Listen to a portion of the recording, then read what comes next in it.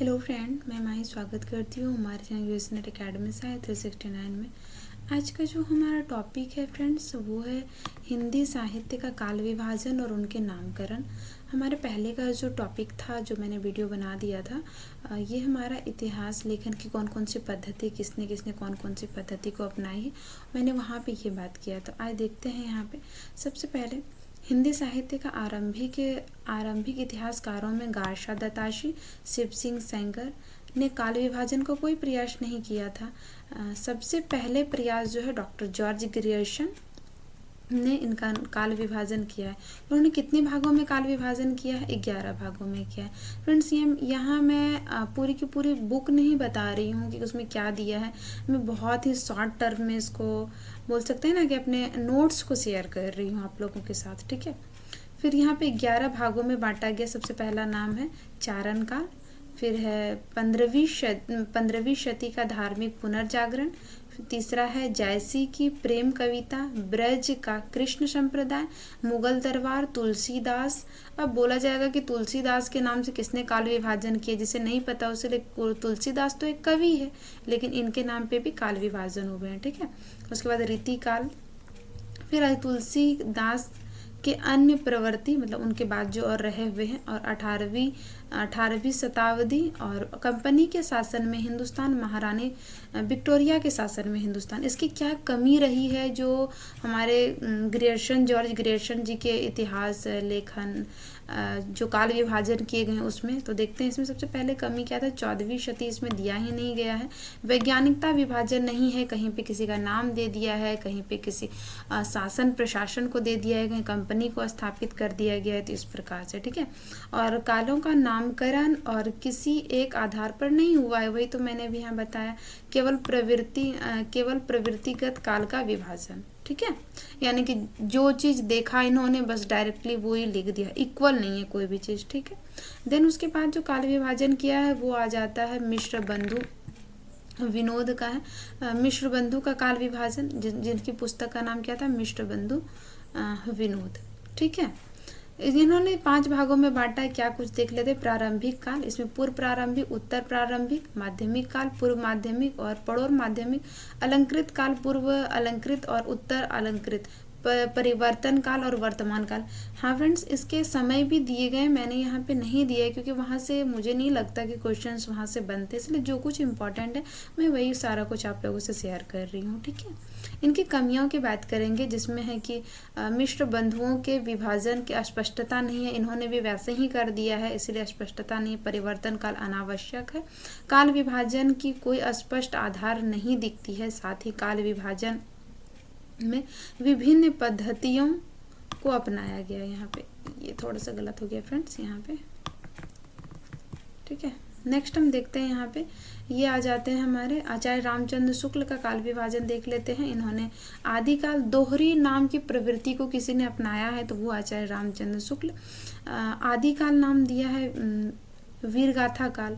इसका समय यहाँ संवत में है फ्रेंड्स। आप लोग को पता होगा कि संवत और सन में अंतर होता है।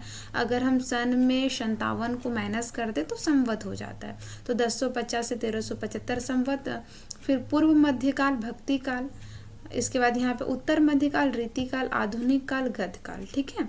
अब देखते हैं राम कुमार वर्मा ने क्या, इन्होंने भी 5 भागों में बांट दिया, लेकिन इन्होंने एक नया नाम एक्स्ट्रा ऐड क्या किया है फ्रेंड्स। यहाँ पे मेरे पेन सही से, मैं अभी न्यू ट्राई कर रही हूँ ना फ्रेंड, तो मुझे सही से अभी लैपटॉप में कर्सर यूज़ करने नहीं आ रहा है फ्रेंड्स। तो यहाँ पे संधि काल दिया है, फिर चारण काल, उसके बाद यहाँ पे भक्ति काल, रीति काल और आधुनिक काल, ठीक है। उसके बाद हम यहाँ देखते हैं गणपति चंद्र गुप्त का काल विभाजन क्या रहा है। इनका जो हिंदी साहित्य का वैज्ञानिक इतिहास है। प्रारंभिक काल, आदिकाल भी इन्होंने कहा है, पूर्व माध्यमिक काल, उत्तर माध्यमिक काल और आधुनिक काल, ठीक है। अब देख लेते हैं आदिकाल के अंतर्गत नामकरण और प्रस्तोता क्या कुछ रहे हुए हैं। चारण काल नाम किसने दिया है फ्रेंड्स। मैं यहाँ पे एक चीज़ आप लोगों से शेयर कर रही हूँ कि जैसे कि सिर्फ पढ़ना नहीं है, मैं कोशिश करूँगी कि जो सारे ट्रिक मुझे लगता है कि यहाँ पे पढ़ लेने मात्र से ही याद हो जाएगा, तो वो भी मैं आपके साथ शेयर कर रही हूँ। जैसे इसको नाम कैसे याद रखना है, यहाँ पे इन्होंने कहा था चारण काल। अब यहाँ पे चारण काल कहा है फ्रेंड्स, जैसे कि मैंने बताया कि मेरे पेन यहाँ पे चल नहीं पा रही क्योंकि मुझे नहीं आ रहा है यूज़ करने के लिए ये, तो इसी वजह से शायद। तो चारण काल दिया है जॉर्ज ग्रियर्सन ने। तो अब चरणों पर क्या होता है, इंसान तो गिर ही जाता है ना, जाता है कि नहीं जाता है, ठीक है। तो यहाँ से मैंने इसको जोड़ दिया, ठीक है। प्रारंभिक काल मिश्र बंधुओं ने, ठीक है। अब एक बात बताइए कि कोई भी चीज़ हम प्रारंभ करते हैं तो बंधु मतलब क्या होता है, भाई होता है।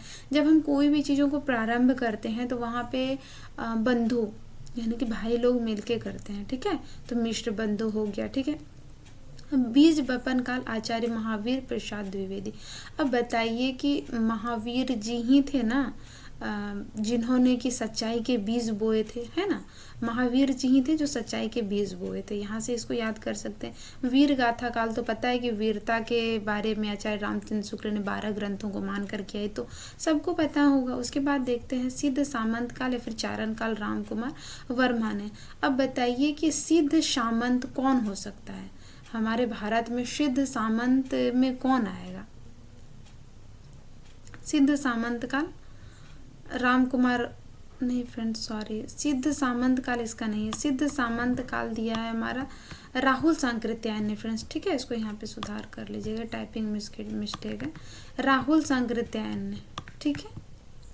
उसके बाद यहाँ पे आदिकाल की बात करेंगे तो आचार्य प्रसाद द्विवेदी ने, और आधार काल की बात करेंगे तो सुमन राजे ने दिया है, ठीक है। अब देखते हैं कुछ प्रश्नोत्तरी कर लेते हैं इसमें हम। 15वीं सदी का धार्मिक पुनर्जागरण के नाम से निम्न में से किस इतिहास ग्रंथ में काल विभाजन हुआ है। तो किस इतिहास ग्रंथ में हुआ है फ्रेंड्स, मैंने ऊपर ही बताया था, कौन था, गारसा, इसका सॉरी फ्रेंड, क्या नाम था उनका, the modern vernacular literature northern Hindustan, ये किसका था, ग्रियर्सन जी का था, ठीक है। उसके बाद इनका आंसर हो जाएगा ऑप्शन नंबर 3। फिर आ जाता है मिश्र बंधु के काल विभाजन में सम्मिलित नहीं है। क्या सम्मिलित नहीं है, प्रारंभिक काल, अर्ध प्रारंभिक काल, माध्यमिक काल और अलंकृत काल। तो इसका जो हो जाएगा ऑप्शन नंबर 2 सही है हमारा। अर्ध प्रारंभिक काल नाम नहीं दिया है इन्होंने, मैंने ऊपर में भी यहाँ पे देखे हैं अभी हम लोग। फिर यहाँ पे है कि आदि काल को काल विभाजन काल किसने कहा, सॉरी फ्रेंड, बीज वपन काल किसने कहा। तो मैंने ऊपर में क्या बताया कि महावीर जी ने सच्चाई के बीज बोए थे, तो महावीर प्रसाद द्विवेदी। नेक्स्ट हम देखेंगे आदि काल को आदि काल नाम किसने दिया है। तो हजारों सालों से चलती हुई आ रही, हजारों वर्षों से सुन रहे हैं आदि काल के बारे में, आदि पुरातन के बारे में, तो हजारों साल से आचार्य प्रसाद द्विवेदी, ठीक है। देन हमारा आ जाता है वर्तमान काल के नाम, वर्तमान काल के नाम से निम्नलिखित में से किस विद्वानों ने अपने इतिहास ग्रंथ में काल विभाजन का नाम दिया है। मतलब कौन से ऐसे विद्वान हैं जिन्होंने अपने काल विभाजन वर्तमान काल जैसे नाम दिए हैं। तो कौन था, मैंने तो अभी ही आप लोगों से बताया था, तो मिश्र बंधु थे, ठीक है। देख लीजिए यहाँ पे मैंने यहाँ पे अभी आप लोगों से शेयर किया ये चीज़, फ्रेंड्स। वर्तमान काल, ठीक है। तो ये रहा हमारा आज का टॉपिक, जो मैंने काल विभाजन पर किसने किसने क्या नाम दिया है। मैं फिर वही बात कह रही हूँ फ्रेंड्स, मैंने जो कुछ भी यहाँ पे लिया है जो बहुत ज़्यादा इम्पोर्टेंट है, मैंने उसी को लिया है। मैंने बहुत ज़्यादा सिर्फ कॉपी भरने वाली चीज़ नहीं है, इसको आप नोट डाउन भी कर सकते हो। और हमारी जो नेक्स्ट वीडियो होने वाली है वो होगी हमारी आदिकाल की विशेषता और प्रथम कवि। तो आई होप ये मेरी वीडियो आप लोगों के लिए यूजफुल रहे होंगे। तो मिलते हैं कल दूसरी नेक्स्ट वीडियो में, तब तक के लिए thank you so much friends.